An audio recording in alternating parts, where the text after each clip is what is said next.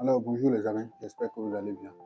Aujourd'hui, nous allons parler d'un sujet grave et préoccupant. L'ancien président américain Donald Trump, âgé de 78 ans, qui fut le 45e président américain, a été victime d'un attentat d'assassinat le 13 juin passé lors d'un meeting qu'il donnait à Berkeley, à Pennsylvanie, pour ses campagnes électorales. Un jeune homme de 20 ans, nommé Thomas Matthew Cruz, a essayé de tuer le président depuis une position surélevée. Il a ouvert le feu sur le président.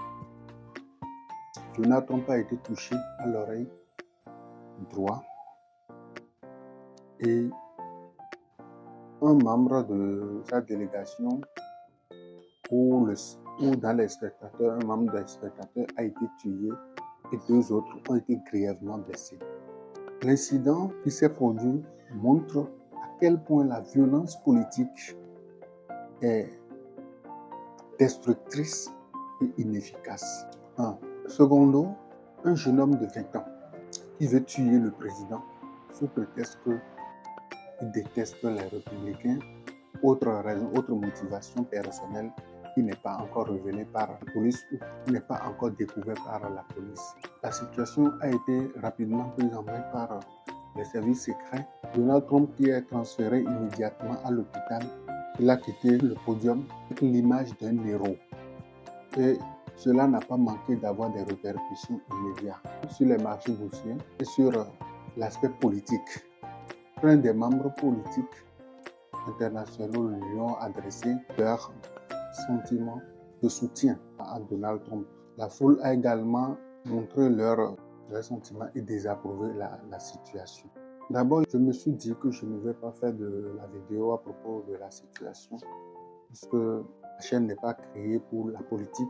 Comme j'ai pris l'habitude de le faire le soir à 0h avant d'aller me coucher, je prends l'habitude d'aller consulter les informations américaines puisque je brode sur les marchés américains.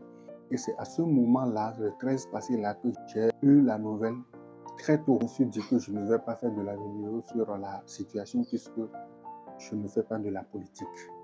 Mais ce qui m'a poussé maintenant à faire la vidéo, c'est après que l'identité du jeune homme a été révélée, Mathieu pour 20 ans.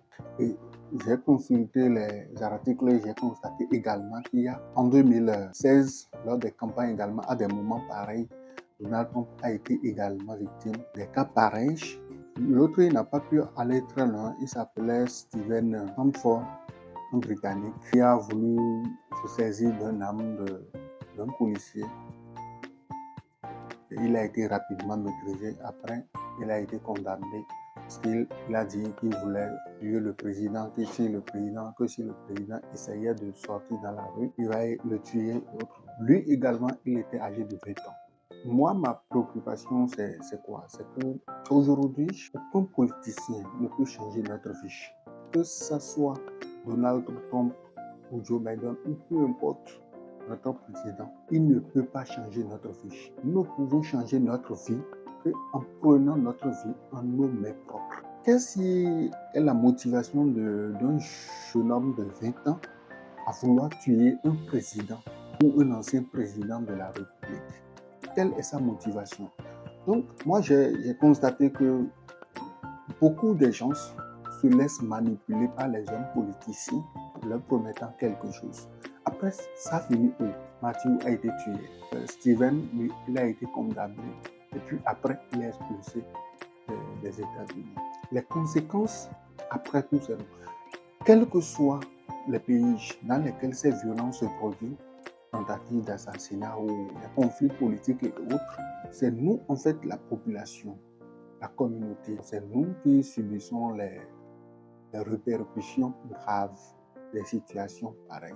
Alors, j'ai voulu faire cette vidéo pour nous dire à nous, jeunesse, de prendre notre vie en main et d'oublier les hommes politiques. Quelle que soit notre motivation, quelle que soit notre envie, de vouloir changer les choses, de vouloir développer les choses. Aujourd'hui, où il y a l'Internet, vous pouvez critiquer Donald Trump facilement sur Internet et il y aura même beaucoup de vues, je pense. Même malgré ça, il a préféré passer par la violence, vouloir tuer un président.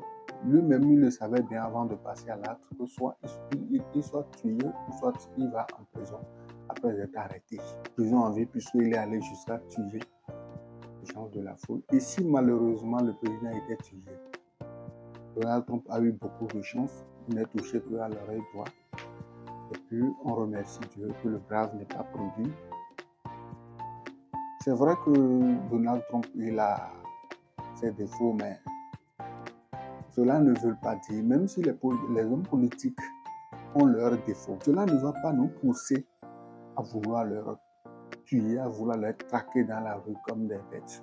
Non, si tu n'es pas content de ce qu'un politicien fait, alors aujourd'hui le monde est un monde planétaire. Tu peux quitter là et va là où tu penses que le monde est bien géré. Moi, ma vision des choses, puisque que ce soit Joe Biden au pouvoir, Donald Trump au pouvoir, quelqu'un d'autre au pouvoir, personne ne viendra. Qu'est-ce que Mathieu gagnerait? Je me demande.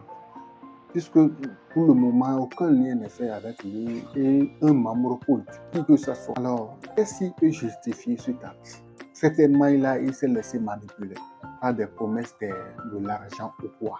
Peut-être que Donald Trump serait tué. Est-ce que Mathieu deviendrait un gouverneur des États-Unis? Cela n'a pas de sens.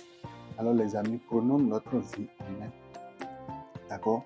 Et savoir qu'aucun politicien ne viendra changer notre vie. D'accord? Aucun programme gouvernemental ne viendra changer notre vie. Prenons notre vie en main. Likez-moi la vidéo s'il vous plaît et partagez pour que les autres soient également au courant de ce qui se passe afin que le mindset, nous puissions changer le mindset de notre jeunesse d'aujourd'hui. Les amis, je vous aime beaucoup. Likez-moi la vidéo, partagez et ciao, ciao.